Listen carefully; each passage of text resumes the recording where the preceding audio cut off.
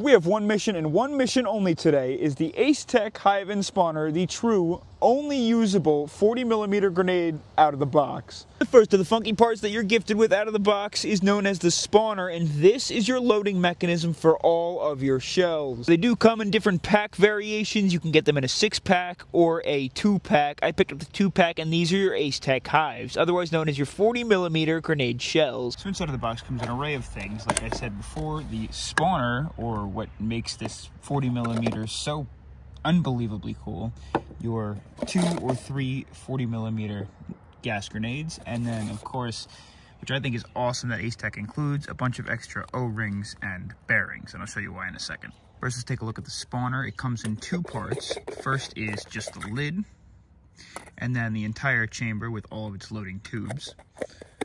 The entire thing is made of plastic. However, this particularly is what I was super excited about when I saw it came out. Your 2 40mm nades. The base has your regular primer.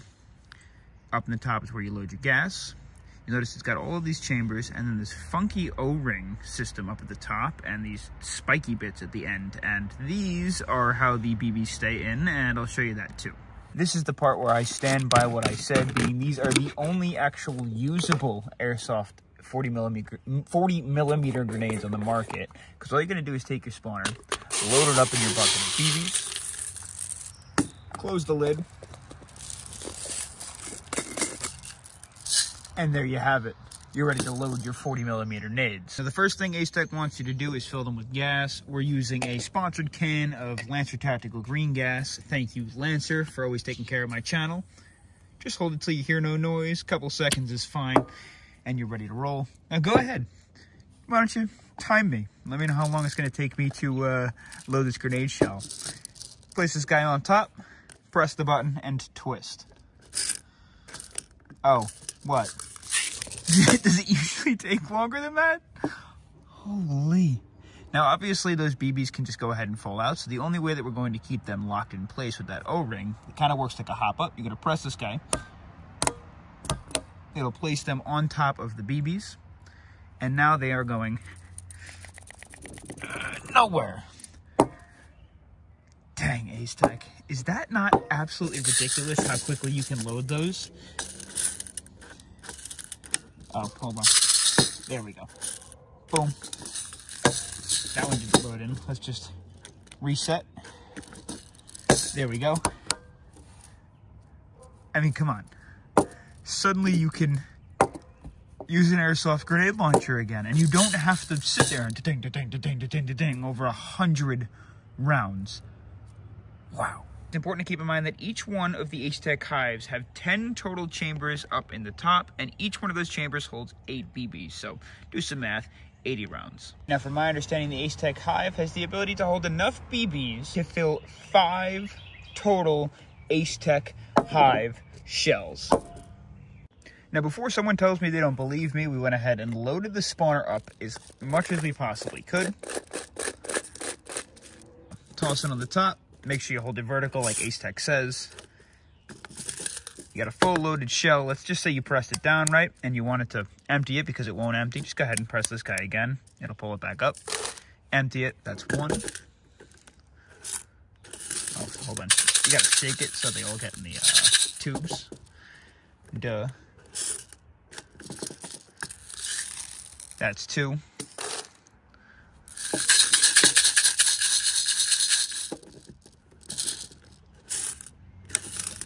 So fast. 3.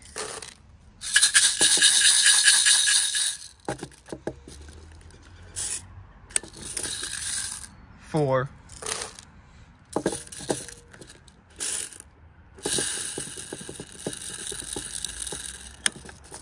And it looks like we cap out at 5. So the ACETECH spawner holds enough BBs to fill 5 of the ACETECH Hive shells.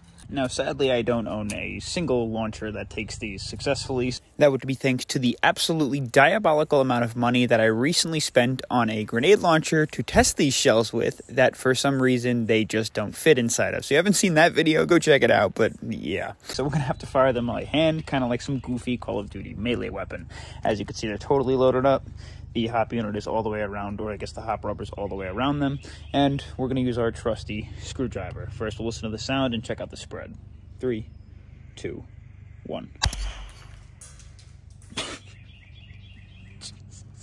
That sounds like the most aggressive cork pop I've ever heard.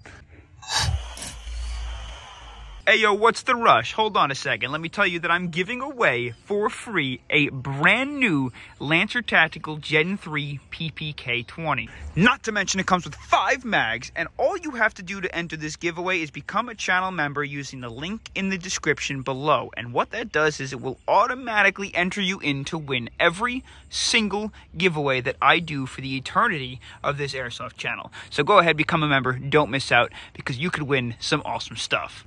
I'm going to take the next one now, just fire it off at the distance with a little bit of an arc, and we'll see what kind of range we're getting. So we're at about, let's say, from me to that little like purple or pink target over there is somewhere around 30 feet. So let's see if we can get past that. 3, 2, 1. Those probably rained about 45 feet away, I would say, all the way back past it, somewhere around there.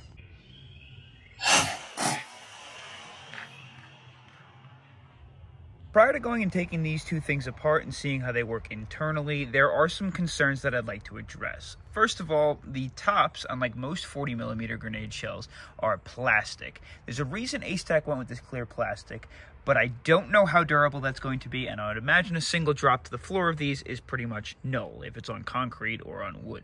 I don't have one, however, ACETECH makes a launcher that you can charge, and it lights these suckers up just like it would any tracer unit, so you can have tracer grenade shells, which is super cool. That's why they went with this clear plastic top instead of something metal or aluminum. Alright, so now we're making our way into the more tech-aggressive part. This comes apart in a bunch of different sections. First of all is just the big plastic chamber.